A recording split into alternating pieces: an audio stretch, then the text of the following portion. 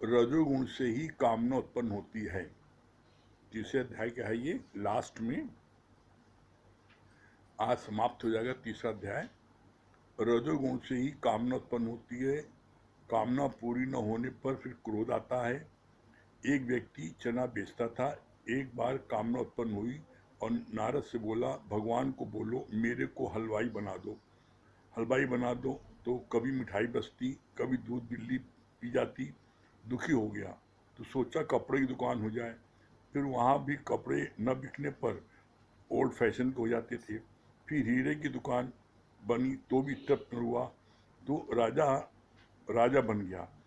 रजाई में वो और भी दुखी, उसकी पत्नी दुखी हुई, अति दुखी हुई और आखिर संकल्प किया कि वापस चलने वाला बना दो। सुबह से लेकर रात तक सब माया के ही पीछे दौड़ते हैं।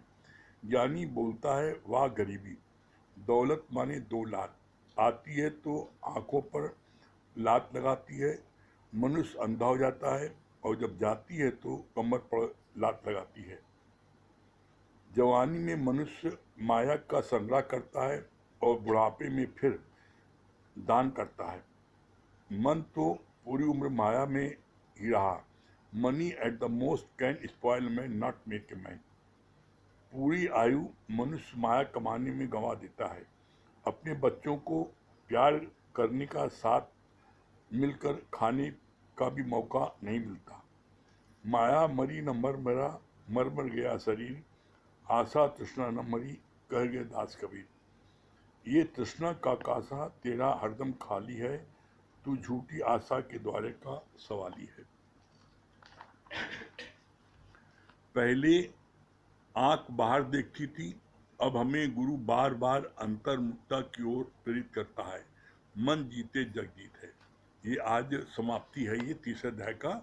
इसका इसका गुरुजी ने सरल शब्दों में क्या बोला था, ये जो चना वाला है, चना वाला अपना चना बेच करके बहुत खुश था। सुबह निकलता था, शाम को चना बेच के आता था, अपनी पत्नी के साथ बैठता था, खाना पीना खाता था, भजन कीर्तन करता था, बच्चों के साथ में बहुत सुखमय जीवन था। लेकिन बोला, बाहरमुखी सदा दुखी, अंतर्मुखी सदा सुखी। उसने बाहर देखा कि हलवाई दुकान बहुत अच्छी है, ये हमसे ज़्यादा रईस है, ज़्यादा पैसा कमा लेता है, तो अब उसके मन में लालच आई। लालच आने पर उसने नारद से प्रार्थना किया कि आप भगवान से बोलो कि मेरी हलवाई दुकान करा दें। तो नारद ने कहा कि तुम जो संकल्प करोगे तुम्हारी उसकी दुकान हो जाएगी। तो उसने जो है बाहर देखा कि हलवाई दुकान बड़ी सुंदर है, खूब पैसा कमा रहा है, दंबर मिठाई बिक रही है, तो उसको लालच आई और चना बेचना छोड़कर के हलवाई दुकान कर ली। यहाँ एक बात बहुत मुख्य क्या है, जो चीज बाहर से दिखने में आती है बड़ी अच्छी है, वो चीज आप जो कर रहे हो, आपको अपना व्यापार अच्छा नहीं लगता, अपने घर के लोग अच्छे नहीं लगते, बाहर बड़े अच्छे लगते हैं। और जब आप नजदीक जाते हो, जब उनको बरतते हो, तब पता लगता है कि हमारा बहुत अच्छा था। वही हाल चने वाले की था। चने वाले ने बाहर देखा कि हलवाई वाला बड़ा सुखी में है, बड़ा पैसा है, खूब मिठाई बिकती है, तो उसने संकल्प किया मेरी हलवाई दुकान हो जाए। अब हलवाई दुकान हो गई तो क्या हुआ, हलवाई दुकान में कभी जो है बिल्ली दूध पी जाती, कभी उसकी मिठाई न बिकती तो बासी होती, खराब हो जाती, चूहे खा जाते। बड़ा दुखी हुआ। अब उसको नजर आ गई कपड़े की दुकान, कपड़े की दुकान वाला बड़ा सेठ अच्छे से बैठा है, बड़ा सूट पहन बैठा है, इसकी ज़्यादा आमदनी है। अब लालच आई तो हलवाई दुकान छोड़कर संकल्प किया है भगवान मेरी कपड़े की दुकान हो जाए। अब कपड़े की दुकान हो गई।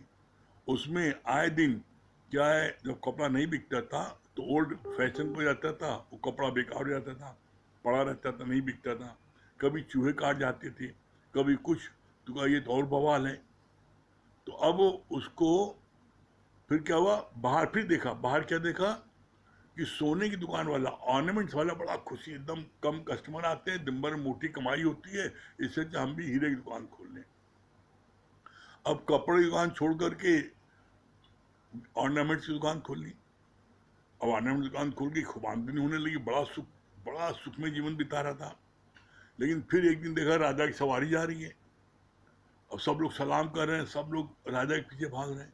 तो कहा इससे अच्छा तो राजा बन जाते, ज़्यादा अच्छा था। अब वो अच्छी बड़ी दुकान थी, संकल्प के लिए राजा बन जाए। अब राजा बन गया। अब दिन भर प्रजा की समस्या देखना, ये देखना, राज्य का काम देखना। पता लगा कि बाल बच्चों के साथ, पत्नी के साथ अब मिलने का समय नहीं, बात करने का समय नहीं, बैठने का, भोजन करने का, साथ में भजन गाने का, साथ सब समय समाप्त। बड़ा दुखी हुआ एक दिन और रोने लगा और कहने लगा अपनी पत्नी से कि हम लोगों का कितना सुखमय जीवन था। जनाबेश के आते थे, हैं, हम लोग साथ में खाना पीना खाते थे, भजन कीर्तन करते थे, बच्चों उठते बैठते थे। और जब से ये राज संभाला तब से तुमसे हम जो है महीनों से मिले नहीं है। ये तो बड़ा बुरा हो गया, बड़ा दुखी हुआ। तब क्या किया, फिर उसने भगवान से प्रार्थना की, हे भगवान हमारा चने वाली दुकान ज़्यादा अच्छी थी, फिर चना बेचने लगा। तो कहने का अभिप्राय यहाँ पर है, आप जो भी कार्य कर रहे हो, परमात्मा ने आपके निमित्त जो भी कार्य आपको दिया है, चाहे सर्विस दी है, चाहे आपको हलवाई दुकान दी है, चाहे आपको जो है ऑर्नामेंट्स की दुकान दी है, जिस चीज़ की भी दुकान है वो आपके प्रारब्ध के अनुसार परमात्मा ने आपको दिया है। उसमें आप मन लगाओगे, उसमें आप ध्यान लगाओगे तो आमदनी आपकी बढ़ेगी। और आप दूसरे को देखोगे, नौकरी वाला सोचता है व्यापारी बड़ा मालदार है, नौकरी में लिमिटेड इनकम है और व्यापार में अनलिमिटेड है, तो बड़ी अच्छी व्यापार है। व्यापारी सोचता है नौकरी वाला बड़ा अच्छा है, आराम से चाहे कुछ हो घर आ जाता है 6 बजे, मस्ती में बाल बच्चों रहता है। तो आदमी बाहर जब देखता है तो उसको बाहर से देखने पर उसको दुख होता है कि फलाना ज़्यादा अच्छा, हम खराब हैं। ऐसा नहीं है, ये आपकी गलत सोच है। आप जिस स्थान पर हो उसी स्थान को आप स्वर्ग बना सकते हो।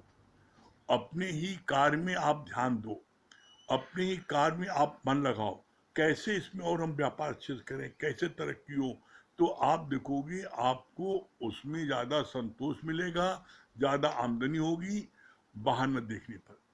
फिर दूसरी बात क्या बोली इसमें,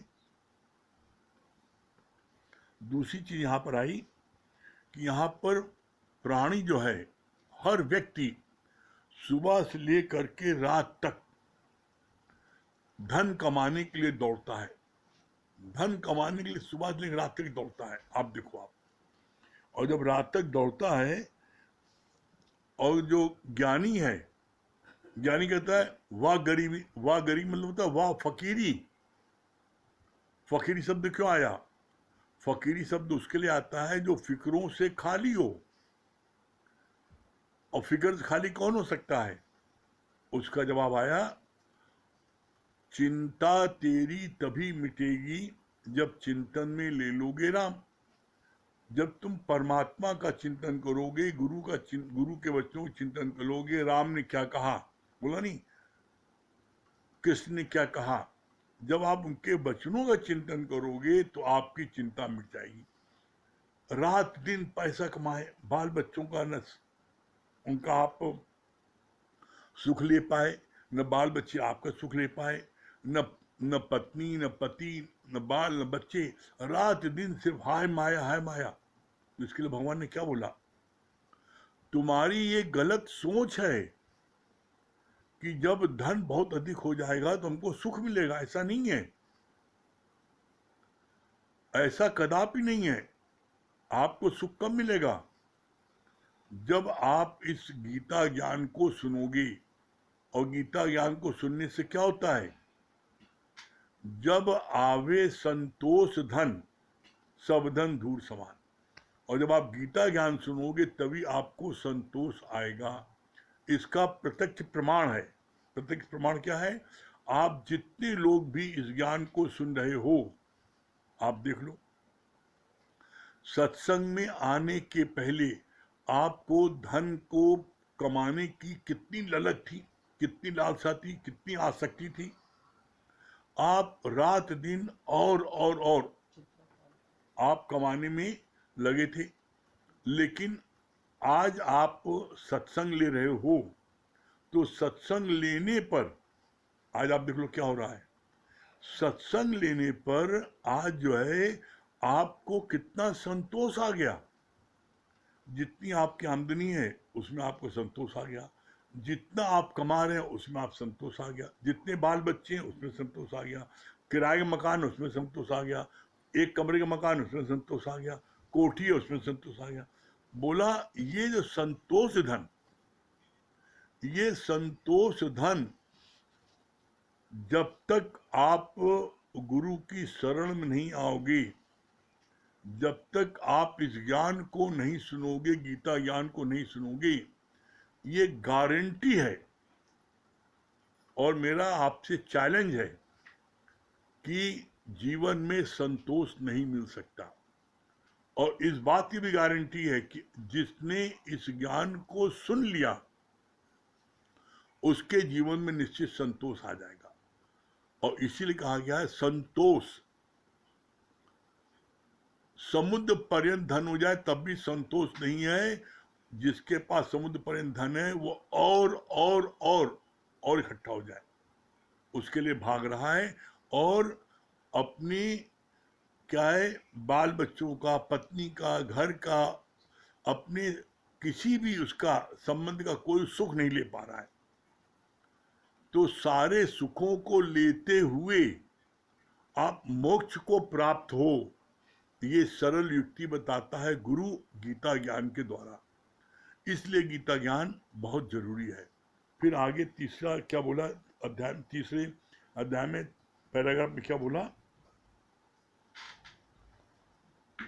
पूरी आयु माया कमाने में गवा देता है, अपने बच्चों को प्यार करने का, साथ मिलकर खाने का भी मौका गवा देता है। इंसान जो है सारी उम्र पैसा पैदा करने में गवा देता है, और जब पैसा अपनी इच्छा के मुताबिक कमा भी लेता है, पहली बात एक आप समझ लो, जितना आपके प्रारब्ध में है उतनी ही माया आपके पास टिकेगी, उससे ज्यादा नहीं टिक सकती। आप कितनी मेहनत कर लो, इसका प्रत्यक्ष प्रमाण आप देख लो। कोई व्यक्ति, आप सबसे सरल इसका प्रमाण है, आप एक लाइन से देख लो, चाहे सोने की दुकान हो, चाहे कपड़े की दुकान हो, चाहे आपकी जो है किसी भी चीज की दुकान हो, एक लाइन से 20 दुकानें हैं और 20 दुकानों की आमदनी अलग है। सुबह से रात तक खोले हैं, उसके बावजूद भी जिसके जितनी प्रारब्ध में माया आनी है उतनी माया आएगी, उससे ज्यादा माया वो टिक नहीं सकती। भले तुम कमा लोगे, छाती में बंदूक रख करके चोर डकैत ले जाएंगे, बीमारी में चली जाएगी, सेल टैक्स इनकम टैक्स वाले ले जाएंगे, वो टिकेगी नहीं। क्यों? क्योंकि माया जो है वो प्रारब्ध के अनुसार आती है और प्रारब्ध अनुसार जाती है। तो इसलिए माया में अधिक समय देना ये बहुत बड़ी मूर्खता है। क्यों? क्योंकि अगर आप 6 घंटे भी देते हो तब भी आप माया उतनी कमा लोगे, उतनी टिकेगी। और आप 6 घंटे की जगह आप 18 घंटे देते हो तब भी आपको माया उतनी टिकेगी जितनी आपके भाग्य में है। भाग्य यहाँ पर आड़े हाथ आता है। तो इसलिए माया में उतना ही समय दो जितनी जरूरत है, उससे ज्यादा देने की आवश्यकता नहीं है। क्यों? अगर आपने उससे ज्यादा समय दिया तो परिणाम क्या होगा? आप अपने स्वर्ग का जो आपको, जो बच्चों का, बाल बच्चों का, घर का, द्वार का जो आनंद मिलता है, आप उससे वंचित हो जाओगे और न माया मिली और न राम मिला। लेकिन अगर आप गुरु को साथ लोगे, राम को साथ लोगे, कृष्ण को साथ लोगे, ज्ञान ले लोगे, तो मालूम क्या होगा? अद्भुत चमत्कार होगा। क्या होगा? फिर आपको राम भी मिल जाएगा, गुरु भी मिल जाएगा, भगवान भी मिल जाएगा, और माया आपके पीछे पीछे आएगी। इसमें करिश्मा ये है। कैसे? जिन लोगों को इसमें थोड़ा सा विश्वास कम हो रहा है वो कल प्रातःकाल सूर्य निकलने पर आप देख लेना। क्या देखो, सूर्य जो है गुरु है, सूर्य की तरफ आप मुख करो, गुरु की तरफ मुख करो, तो जो आपकी परछाई है, परछाई होती है माया, ये परछाई आपके पीछे पीछे आपके भागेगी। आप कितनी भी तेज भागो, दौड़ो, सूर्य की तरफ मुख करके, गुरु की तरफ मुख करके आप चलोगे, रहोगे, तो माया आपके पीछे पीछे आएगी। और इसी का उल्टा कर दो, सूर्य की तरफ आप पीठ कर दो, गुरु की तरफ आप पीठ करके बैठ जाओ, सत्संग में आप आना बंद कर दो, फिर देख लो क्या होता है। फिर आपकी जो परछाई है आपके आगे हो जाएगी, और जो परछाई आगे हो जाएगी तो आप इसको कितना पकड़ने की कोशिश करो, आप पकड़ नहीं पाओगे। तब क्या होगा, तब होगा आठ आंसू रोगे और ये कहोगे न माया मिली न राम। क्यों क्यों नहीं मिला? तुम्हारे अपने अपने गलत कर्मों के कारण, गलत अप्रोच के कारण आपने माया को अधिक प्राधान्यता दी, गुरु को नहीं दी, परमात्मा को नहीं दी, ज्ञान को नहीं दिया। इसलिए न माया मिली न राम। और जब आप राम को साथ लोगे, गुरु को साथ लोगे, तो आपको गुरु और परमात्मा को मिलेगा ही, माया तो घिलोय मिलेगी आपको। कैसे?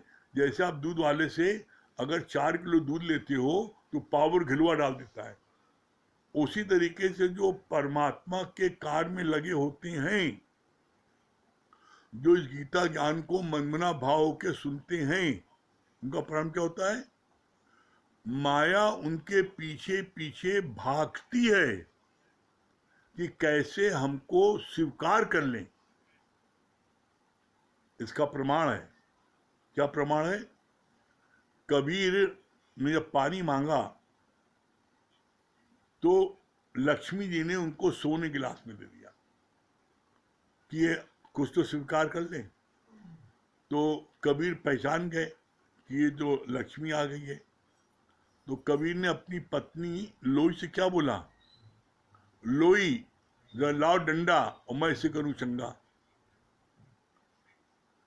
लक्ष्मी अपना माथा रगड़ती हैं ज्ञानी के आगे, लक्ष्मी अपना माथा रगड़ती हैं ब्रह्म ज्ञानी के आगे, किसी तरह हमको स्वीकार कर लो। लेकिन तब भी ब्रह्म ज्ञानी उनको स्वीकार नहीं करता और दुनिया वाले उनकी चोटी पकड़ घसीटते हैं और तब भी वहां नहीं आती। इसीलिए देखो लक्ष्मी की चोटी गायब है, लोग घसीट घसीट के, और माथा एकदम घायल है। क्यों? संतों का आगे अपना माथा रगड़ती हैं, नहीं एक्सेप्ट करते, और माया वाले उनको घसीटते हैं। तो आप गुरु के कार्य में लगोगे। और इसके लिए एक जो सबसे अद्भुत बात है गीता की, इसमें गीता में साफ साफ इस बात को भगवान कृष्ण ने अपने मुख से बोला है। क्या बोला है? मेरा ये ब्रह्म ज्ञान मेरे प्यारों में जो बांटता है, जो इसको मनमना भाव के सुनता है, उसके योग और क्षेम का भार मैं स्वयं उठाता हूं। योग माने क्या है? जो कुछ भी आपको भौतिक जगत में धन दौलत, दुकान मकान, बेटा बेटी, जमीन मिलनी है, वो आपको दिलवा के रहेगा। आध्यात्मिक जगत में जो कुछ भी आपको ज्ञान मिलना है, उसका वो गुरु उसको जो आपके अंदर वो भरेगा। तो योग और क्षेम दोनों भार भगवान स्वयं उठाते हैं, किसी जिम्मे नहीं करते। इसके अलावा क्या है? आप देख लो कि आप इस ज्ञान में, बोला भगवान कृष्ण को अभी संतोष नहीं हुआ इतना कहने के बाद भी, तो आगे क्या बोला? बोला मेरा वो अतिशय प्रिय है, इससे ज्यादा कोई दूसरा प्रिय नहीं है। अब जब भगवान स्वयं इस बात को बोल रहे हैं और इसी बात का प्रमाण फिर आगे दिया गया है, क्या दिया गया है? तेरा कुछ न बिगड़ेगा सत्य गुरु शरण आने के बाद, और हर खुशी मिल जाएगी कदमों में झुक जाने के बाद। आप गुरु के शरण में आकर के झुकोगे तो आपको जैसे विभीषण राम के आगे झुका मिला तो उसको उन्होंने पानी से उसको उन्होंने जल से तिलक कर दिया और क्या संबोधन किया, हे लंकेश्वर। तो घबराए, लंकेश्वर कहा लंकेश्वर आप हो गए, आज से ये राज आपको, और मैंने रघुकुल नीत सदा चढ़ाई और प्राण जाए पर वचन न जाए, ये मैंने कह दिया तो अब तुमको लंका का राज मिल के रहेगा, तुम राजा बनोगे। तो जो गुरु की शरण में आ जाता है उसको उसका भौतिक जगत और उसका आध्यात्मिक जगत दोनों उसका बहुत ही सुंदर हो जाता है। और इसके लिए हम कुछ नहीं कहेंगे, इसके लिए आप अपने जीवन को खुद देख लो। सत्संग में आने पहले आपकी क्या दुर्दशा थी, कैसे जरा जरा से बात आप लड़ते थे, भिड़ते थे, गाली गलौज करते थे, मारपीट करते थे, कितनी आपको हर चीज की वो थी किल्लत। और आज आप देख लो, आज आपको परमात्मा ने जितनी आमदनी दी है, जिस हाल में रखा है, अब आज आपको उसमें बड़ा आनंद आ रहा है। क्यों आ रहा है? क्योंकि अब आपको मिल गया है संतोष धन। इस गीता ज्ञान को सुनने में जो सबसे बड़ा अचीवमेंट क्या होता है, सबसे बड़ा अचीवमेंट ये होता है, यहां अब कोई इच्छा रह नहीं जाती। गीता ऐसा अद्भुत ज्ञान है, और अद्भुत ज्ञान क्यों? क्योंकि इस धरती पर करोड़ों शास्त्र हैं, करोड़ों शास्त्र में एकमात्र गीता ऐसी है जिसको भगवान के मुख से निकली है। ये भगवान के वचन है, इसलिए आप देखो गीता पढ़ो तो जब प्रश्न होता है तो अर्जुन प्रश्न करता है तो लिखा रहता है अर्जुनो वाक्य, और जब भगवान किसी जवाब देते हैं तो क्या लिखा रहता है भगवानो वाक्य। वहां भी लिखते हैं कृष्ण वाक्य, वहां लिखा है भगवानो वाक्य। एकमात्र धरती पर गीता ऐसा ग्रंथ है जिसको कि भगवान कृष्ण ने स्वयं अपने मुख से बोला है। और गीता एक ऐसा ग्रंथ है, मानव जाति की कोई भी समस्या ऐसी नहीं है जिसका हल उसमें ना हो। कितना भी आपका जीवन में उतार चढ़ाव आए, कितना आपके जीवन में लाभ हानि हो, जीवन में यश हो अपयश हो, हानि हो लाभ हो, कुछ भी बात हो जाए, उसके बावजूद भी आप हर स्थिति में सम रहोगे, आपके अंदर कोई हलचल नहीं होगी। ये ज्ञान इतना अद्भुत है। और जो लोग ज्ञान सुन रहे हैं, आज वो लोग देख रहे हैं कि वो लोग जो है कैसे मस्त हैं, कोई बात नहीं, कोई चिंता नहीं ना। फिर आगे लास्ट में है, लास्ट में क्या बोला, माया मरी न मर मरा, मर मर गया शरीर, आशा तृष्णा न मरी, कह गए दास कबीर। ये तृष्णा का कांसा तेरा हरदम खाली है, तू झूठी आशा के द्वारे का सवाली है। लास्ट में ये पहले आंख बाहर देखती थी, अब हमें गुरु बार बार अंतर्मुखी की ओर प्रेरित करता है, मन जीते जग जीते। यहाँ पर इसका क्या अर्थ हुआ, माया मरी न मन मरा, मर मर गया शरीर, आशा तृष्णा न मरी, मर गए आशा तृष्णा न मरी, कह गए दास कबीर। ये तृष्णा का कांसा तेरा हरदम खाली है, तू झूठी आशा के द्वारे की सवाली है। तृष्णा में होता है वासना। ये शरीर बार बार मर जाएगा और बार बार आप जन्म लोगे, तब भी आपके अंदर की जो वासना है अंत बेले की, वो पुनः पुनः आपको 84 लाख योनि में भटकाएगी। तो जहां जहां भी आपकी वासना है, वासना चाहे पत्नी में हो, चाहे बेटे में हो, चाहे धन में हो, चाहे जमीन में हो, चाहे मकान में हो, वासना कहीं आ सकती है। तो अपनी उस वासना को आप हटाओ, अपनी उस वासना को निकालो। कैसे निकालोगे कि अगर ये मेरे पास बहुत हो गई तो क्या हो जाएगा, क्या मिल जाएगा। किसी चीज में, चाहे मकान में आपके एक नहीं 100 मकान हो जाए तो क्या हो जाएगा। अरे आप सोगे वही एक पलंग पर, 100 मकान हो जाए, तो जब आप उसके बारे में सोचोगे तो परिणाम क्या होगा, तब परिणाम होगा कि आपको संतोष मिलेगा। सही बात है, कितना भी हो जाए, हमें सोना एक पलंग पर है, कितना भी अनाज हो जाए, खाना वही 2 रोटी है, कितना भी वस्त्र हो जाए, पहनना वही एक समय वही एक पहनोगे वस्त्र, एक समय 10 पहन लोगे। आप बताओ। तो इसलिए जब आप इस पर विचार करोगे तो आपको संतोष आ जाएगा। लास्ट में बोला, पहले आंख बाहर देखती थी, अब हमें गुरु बार बार अंतर्मुखता की ओर प्रेरित करता है। मन जीते जग जीत है। मन को आप कब जीतोगे? मन जीते जग जीत है। आप दुनिया के राज जीत लो। सिकंदर जो है बहुत से राज जीत के आए, लेकिन उसकी माँ ने उसकी प्रशंसा नहीं की। कहा तुम मन जीत बनो, तब मैं समझूंगा कि तुम जो मेरे बेटे हो। तो उसने कैसे बने मंजीत? कब मंजीत जो है बनने के लिए तुम्हें गुरु की शरण जाना पड़ेगा। मेरे गुरु के पास जाओ। तो जैसे राजा महाराजा को होता है अहंकारी, अपना गुरु से मिलने गया तो अपने हाथी घोड़े असवाब के साथ में बाजे के साथ गया। गुरु ने उसकी तरफ देखे नहीं, पीट कर लिया। तो बड़ा उसको दुख हुआ, नाराज हुआ कि तुम्हारा गुरु कैसा है। मैं मिलने गया तो पीट कर दिया, हमसे बात तक नहीं किया। तो कहा कैसे गए थे? तो कहा जैसे राजा लोग जाते हैं।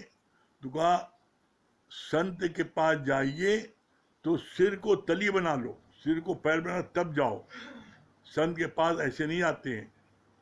तो फिर पैदल अकेले गया। जब अकेले गया तो अब वो सोचा मैं राजा हूँ, मेरी खातिर करेगा। गुरु पास जैसे पहुंचा, कहा झाड़ू उठा आश्रम बटोरो। कहा मैं हम राजा, हमको कह रहा आश्रम बटोरो। बड़ा उसको दुख हुआ। फिर भाग के आया, कहा माँ हमको तो सब झाड़ू कर बटोरो। तो कहा तुम्हें मंजीत बनना है तो गुरु की हर बात माननी पड़ेगी। इसी तरीके से फिर जब गया अगले दिन तो फिर उसको जो कहा बर्तन मांजो। तो सारा काम तो कहा मंजीत। तो लेकिन उसने एक अच्छी बात होती है राजा में, वो दृढ़ संकल्प होते हैं। मैं माँ ने कहा है मैं मंजीत बन के दिखाऊंगा। तो जो जो कहता गया गुरु सब करते गए। जब उसने सब कर लिया, बर्तन मांजा, आश्रम बटोरा है, खाना बनाया, गुरु ने सब काम कराया उससे। और जब सब काम कर लिया तब बोला कि अब तुम मन जीतो। तुम जो है तुम मन जीतो, तुम्हारे को जो है रणजीती बनना, मन जीत। और मन को मारने की औषध दुनिया में किसी के पास नहीं है, एक सदगुरु के अलावा। एक सतगुरु के अलावा दुनिया में मन को मारने की औषधि किसी के पास नहीं है। ये औषध सिर्फ गुरु पास है। क्या है? मन मारन की औषधि सदगुरु देत बताए। औषध क्या बता दी? देखो, कहा कि तुम कोई चाहना मत रखो, दुनिया में किसी से कोई चाहना मत रखो, तो तुम्हारे को किसी प्रकार का मन में कोई दुख नहीं होगा। कैसे? बोला तुम चाहना नहीं रखोगे तो आप स्वतः भगवान हो गए। चाहना आने के कारण ही आप भगवान से जीव बनते हो। कैसे? इसका प्रमाण दिया। चाह चमारी चिमड़ियत नीचन से नीच, और तू तो पूर्ण ब्रह्म था। यदि चाह न होती भी, अरे तुम पूरे ब्रह्म थे। इसीलिए गुरुजी आपको पहले दिन आप सत्संग आते हो तो गुरुजी क्या बोलते हैं? गुरुजी बोलते हैं मान या न मान, तू है भगवान। अरे भगवान तो तुम हो, लेकिन अपने उस भगवान पने के गाढ़ को प्रकट करना है। वो दवा है, सुसुप्त। कैसे है? जैसे आपके सूर्य को बादल ढक लेता है, वैसे ही आपके आपके इसको जो है आपकी इच्छा ने, आपकी चाहना ने आपके ब्रह्म को ढक रहा है। आप चाहना हटा दो, ब्रह्म प्रकट है। और कब होगा उसके लिए बता दिया। सुख में रहने के क्या उपाय है? सरल उपाय है, अंतर्मुखी।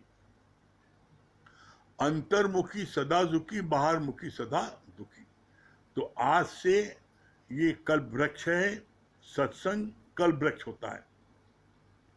यहां पर आप आज संकल्प लो, आज से, अभी से, हे गुरुजी हम अंतर्मुखी बनेंगे, हम बाहर किसी का कोई कर्म नहीं देखेंगे, हम अपने अंदर जब झांकेंगे तो मेरे अंदर में जो कमी है उस कमी को हम दूर करेंगे, और फिर एक दिन वो भगवान के सारे गुण आपके अंदर से प्रकट हो जाएंगे। करके देखो, और प्रकट न हो तब कहना, ये गारंटेड ज्ञान है। ठीक है, चलिए। हाँ, मिनी मालविया जी, मिनी मालविया जी क्या बता रही हैं?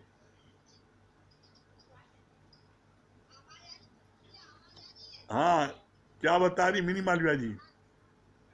भैया बहुत अच्छा आपने ये बताया कि माया में नहीं जाना चाहिए। जैसे आपने चना बेचने वाले को कहा कि थोड़ा सा बेच करके उसको संतोष हुआ, इसलिए जितना हो उसमें संतोष करना चाहिए, बहुत माया में नहीं जाना चाहिए।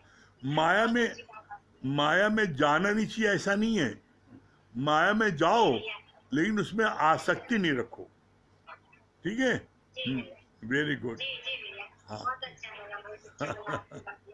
हाँ, हाँ, वंदना जी, हरिओम का भी आपको हरिओम हरिओम हरिओम बेटा, बिट्टो रानी हरिओम। जी वंदना, अच्छा बेटा, बिट्टो रानी हरिओम बेटा, हरिओम। अब किसी दिन तुम्हारा भजन होना है, बहुत दिन हो गए। ठीक है बिट्टो रानी, आपका भजन होना है किसी दिन, ठीक है।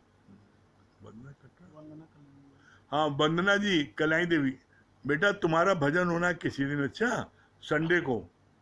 संडे को अपना लेके बैठना, सब ढोलक मजीरा सब पूरा, ठीक। हरिओम। कुछ कहना चाहती हो बेटा? बिट्टो रानी कुछ कहना चाहती हो? हाँ वंदना जी, वंदना जी क्या बता रही है? जी हरिओम गुरु जी। हरिओम क्या बता रही है? जी बहुत अच्छा लगा कि गुरु नाम की पूंजी अगर ले लीजिए तो आप कहीं भी जाइए तो आपको कोई आप कर ही नहीं सकते। गुरु नाम का साथ आपके साथ है, तो आप माया में जाओ, किसी भी जगह जाओ, वो आपके साथ रहेगा। वेरी गुड, तो बहुत गुरु का बढ़िया, साथ बहुत जरूरी है। बहुत सुंदर। हाँ, सीमा चौरसिया जी, कटनी।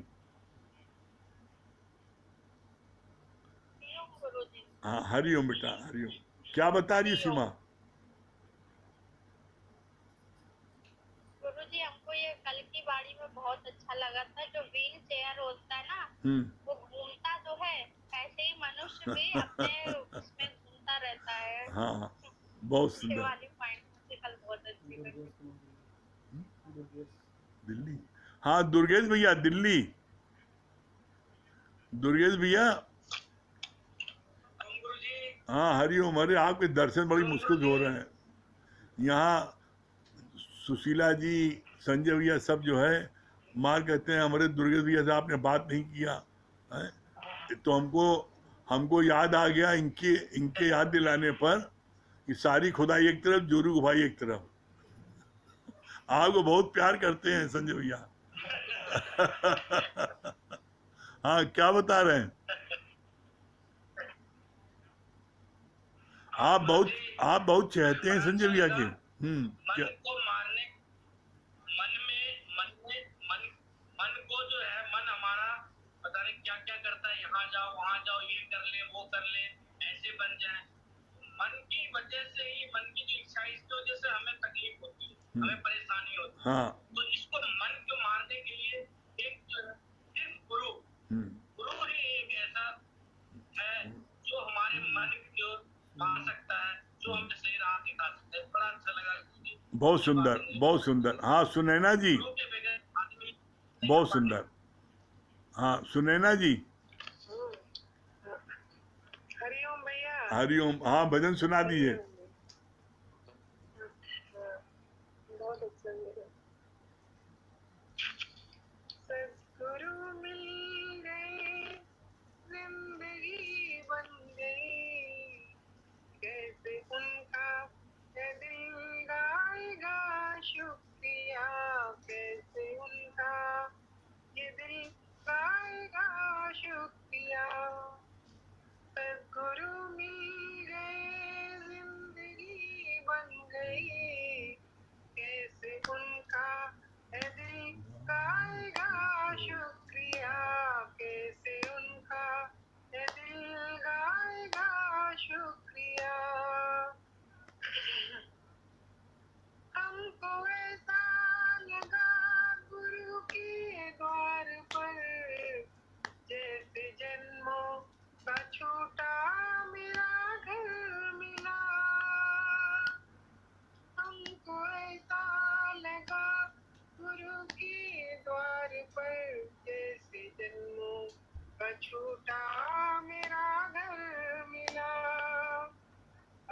जाना है दिल माया बाजार में, अब न जाना है दिल माया बाजार में। जो गया तो फिर चूर हो जाएगा, जो गया तो फिर चूर हो जाएगा।